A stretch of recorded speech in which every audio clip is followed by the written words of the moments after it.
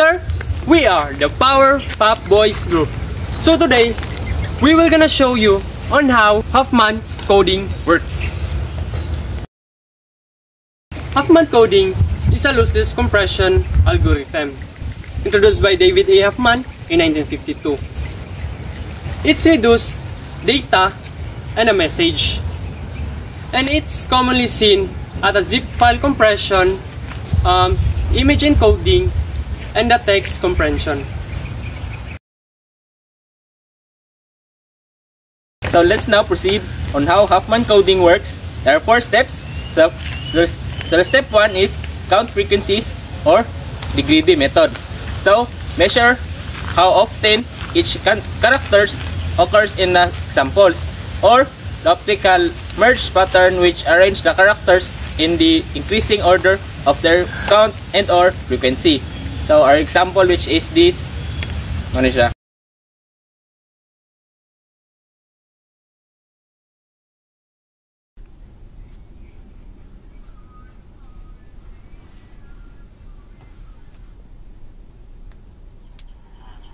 Process on how to get the characters to the Huffman coding is the step 1 is the get the frequencies of that characters.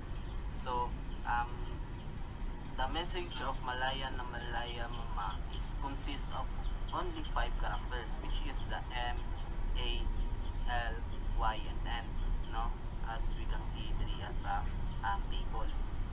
So let's get the frequencies of these characters, no, which is the M, A, L, Y, N, and the M is consist of 4 frequencies, no. So si M is kaupat nagbalik, si A has 9 frequencies, which means kanay nagbalik ang letter A on that message, and then L is has 2 frequencies, and Y has 2 also, and N is 1, no. So ato ang makita diri sa ubos, no, from left to right is it consists of from the lowest to highest, no. It's because manage the process sa Huffman coding, no, from left to right and lowest to highest, no. So as we can see here, N has a 1, so siya ang nasa left, okay, siya ang pinakagamay, and then nasundan ni Y, ni L, ni M, o ni A, no. So muna siya ang mga frequencies na to kaning 1, 2, 2, 4, and 9. So muna siya ang atong frequencies of that 5 characters. Step 2, build the Huffman tree. So first, we're going to extract the 2 less frequent nodes, and next is create a parent node with equal to their sum, and lastly, reinsert the parent node into their queue. Step 2 is build Huffman tree. So as we can see diri sa ato ang Huffman tree is na mga nausab, no, kagaya na sa step 1 is kanilang mga frequencies, but 3 is na siya yung mga other frequencies, which is the 3, 13, 5, and 18, and na siya tingala na to diri sa pag-build na to sa Huffman tree is nanay mga other numbers na add. So paano na to na siya nakuha?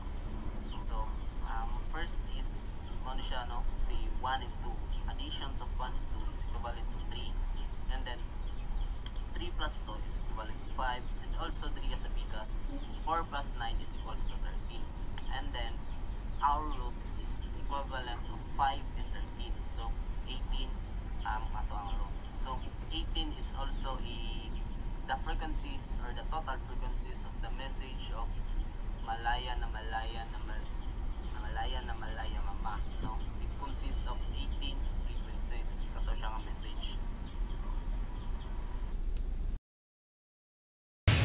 Step 3, it generates code. Left branch 0, right branch 1. And then after we build the Huffman tree, next is the get the code, no. So as we said earlier, no, sa left side or sa left branch is equivalent to 0, and then sa right side is equivalent to 1, no? So mo sila ang atong code. So sa atong definition kay na, so sa left is 0, so mo sila ang mga left, so 0 0 0, and then ato ang mga right branch is kani sila 1 1 1 1, mo sila itong mga nasa right, and then 0 ang ato ang left. So mo na siya ang process on how we get the code sa Huffman coding. Step 4, we are going to encode and decode. Next is the encoding, no? Encoding. So we have example here which is the Malaya message. So how do we get the code of Malaya message?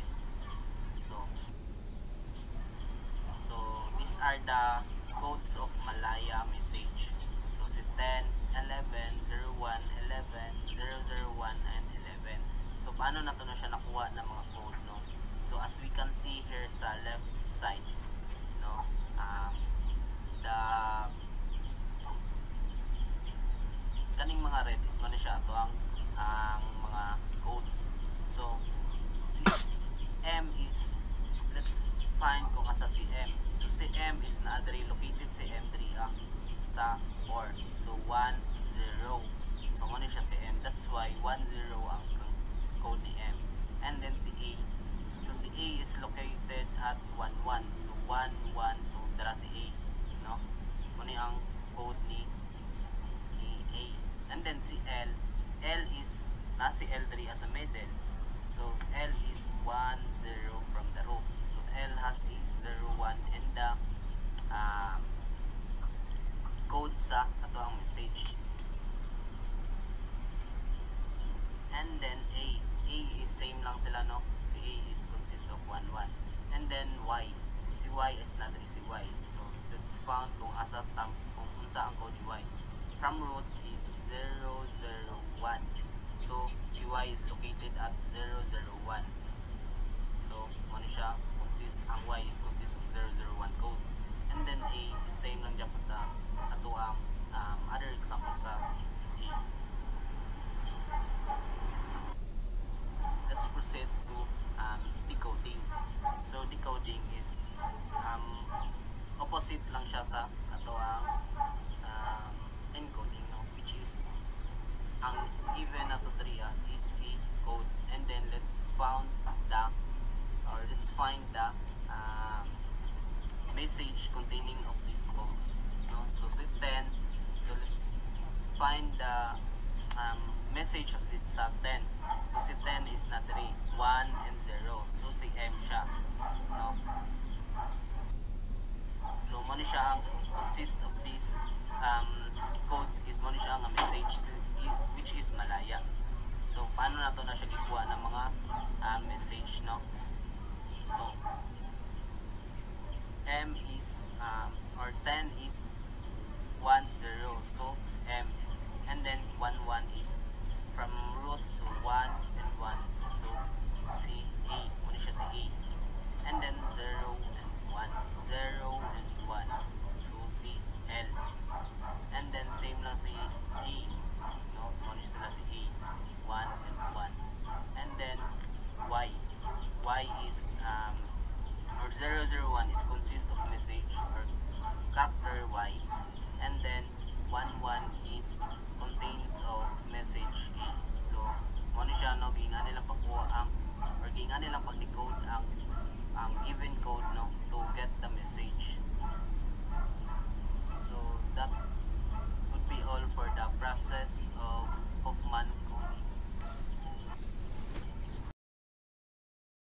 Also the bits, no, to identify how many bits this message contains, and after using Huffman code is pilan lang po ang bits nga na kuha or na lesson after we use the Huffman coding. So as we can see sa example, no, Malaya mama. So as the same example sa kanina. So ang length niya is 18 and ASCII code is equals to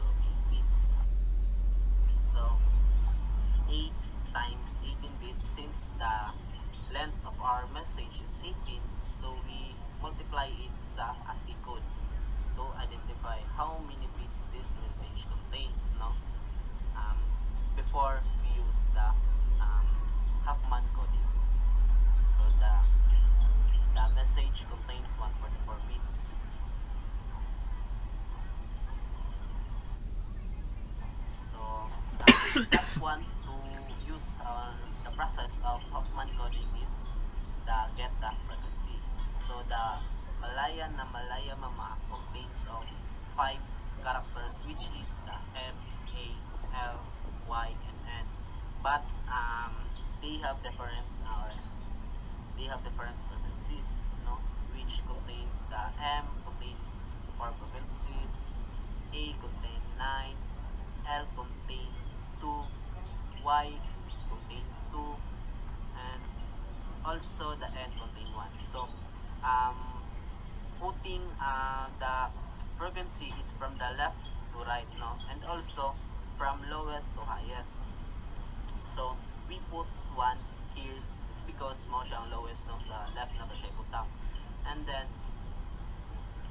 next is Y, which contains 2 frequencies.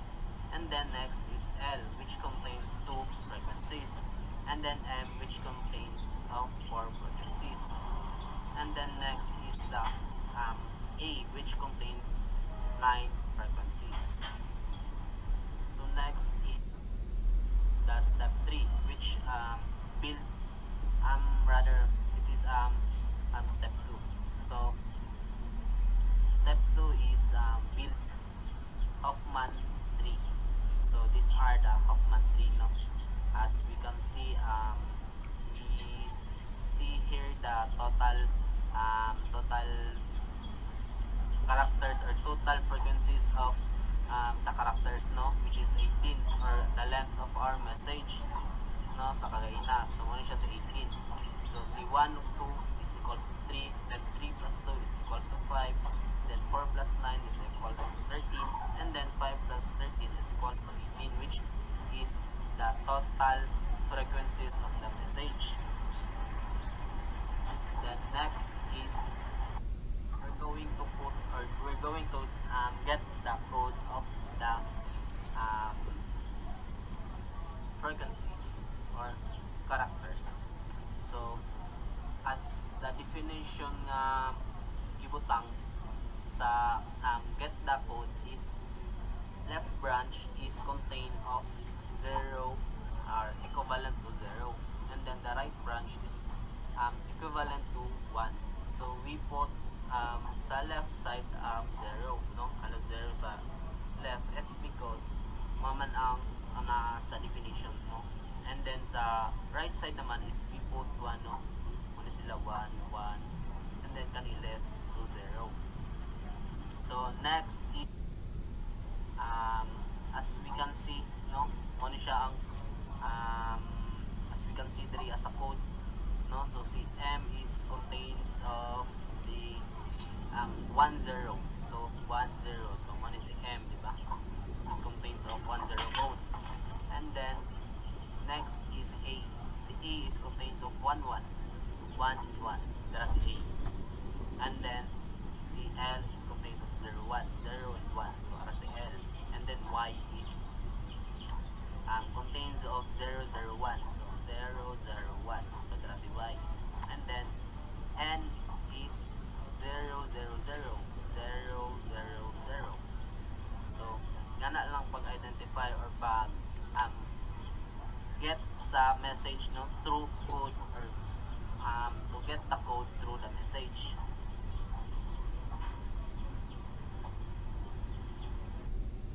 Next is the table shown the of how many bits totals of the message after we use the Huffman tree.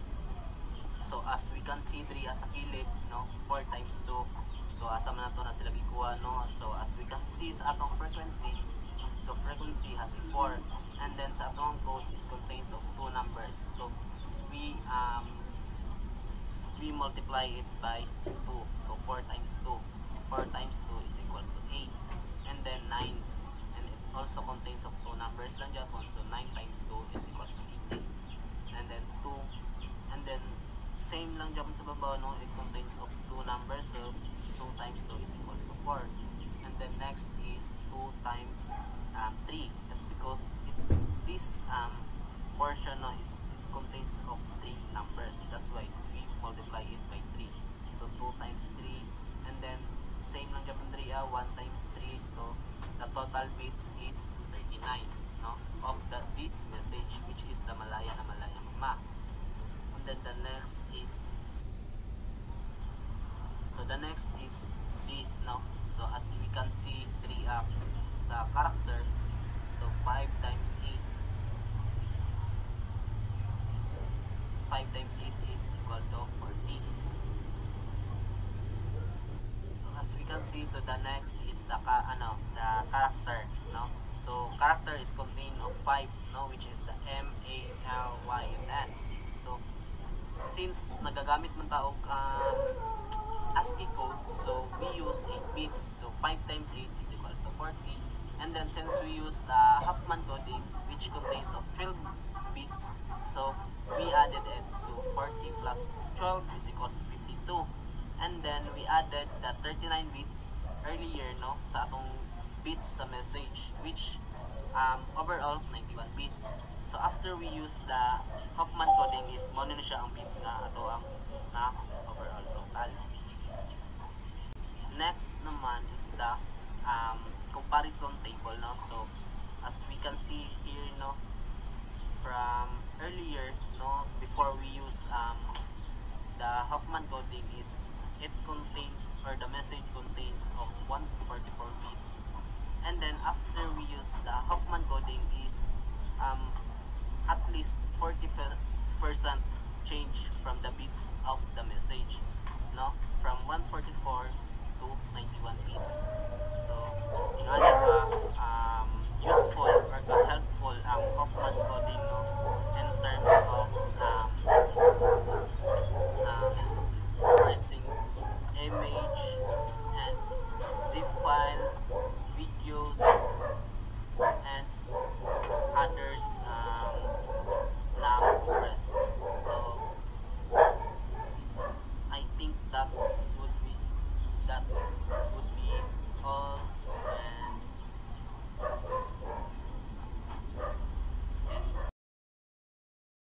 So, good morning, sir. So today, I'm going to demonstrate how Huffman code or Huffman tree works in Java.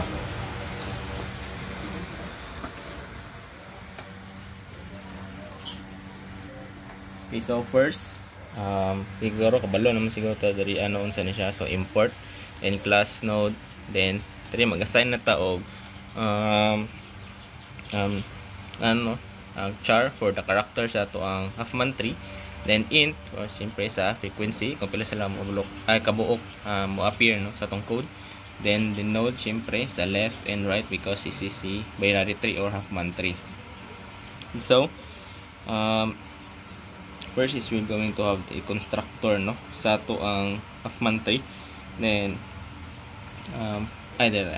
so mo ni isa ka constructor para sa ato ang sa characters and frequency. Then mo ni nga constructor para sa ato ang combine na, no, na frequency, then the node left, then the node right. Okay, so move ta. Okay, so diri na mag-start ang Huffman code. So first we have the generate code, so diri magsugod, no. Then we have the constructor syempre. Then first is if root equals null, then return. So mga part is ang itaon sa code if ang root is empty, so if yes, then i-return niya para di na mag-error and di na niya basahon ng uban nga code sa Huffman tree, no. The next is have here the if kaning part is if ang if no left root or if ang root is wala siya left o right child, then may mo siyang character or char para sa to ang Huffman tree, because ang Huffman tree is sa leaves lang mugana, no, sa leaves lang mugana ang Huffman tree because wala siya right and left child. Then next is we have here the generate codes. So if ang char or ang character is left siya daw, so magbutang ta og 0 or assign na to siya 0 nga magbutang ta og 0 sa code, no, para sa iya, ha. Then if ma-write siya, nga part or sa leaves or sa binary tree, is butkan to siya og 1 sa code. So extra na part. So may balik na punta sa public static, no? Magbalik na po siya og og run. So diri nga part is ibutang na mo ang characters na kailangan na mo or kailangan nato, no? Sa Huffman tree we have the M, A, then L, Y, then N sa characters. So pag sa frequencies we have the siyempre int na siya, no? We have the 4, so 4 ka M ang nasa mong Huffman tree, then 9 ka A, we have 2 ka L, then 2 sad ka Y, then 1 ka N. So next is we have the priority queue or the PQ. So kaning nga part is i-sort sa code ang smallest to largest na frequency. So we have here sample, no? Ano siya? We have 1 and so man siyang first kay smallest man siya, then 2, 4, then 9. So hana na siya diya. So sa kaning nga part is if ang each characters, no, itong ganiya, itong M, A, L, Y, N kay place sa priority queue. So mo to mag-prepare na ta sa Huffman tree para i-print na to, no, para magana na siya. So diri sa while is ang kanina siya diri ada part is mag-remove siya og 2 smallest frequency sa code ay sa atong priority queue, which is sa man una diri we have the 1 and 2, then plus aniyang duha, so may man siyang 3 frequency, then ibalik na sa priority queue. So like balikon na siya sa kanang nga code antud sa kanang nga code diri napita is mapuno nanatay isa ka like pinakataas, so tawagan nato siya root nga node, then mo na siya new node, which is mo na to ang new parent or new node, new root node sa priority queue sa ato ang ideally sa ato ang itong Huffman tree. Then next is din na nga part, no? So last na. So sa diag is root node is around niya ang priority queue if namin ito ang ano, no, ang katong diri na katong i-plus na tanan na character ay frequencies. So unsa man ang pinakadako dito or pinaka root node na to, tanaw niya dito sa priority queue. Then maghimo siya og hash map para i-generate o maghimo siya og Huffman tree para sa atong code, no. Then next maghimo siya hash map para sa atong code or Huffman tree. Then print na niya Huffman code for the examples. Then that's all. Okay, thank you.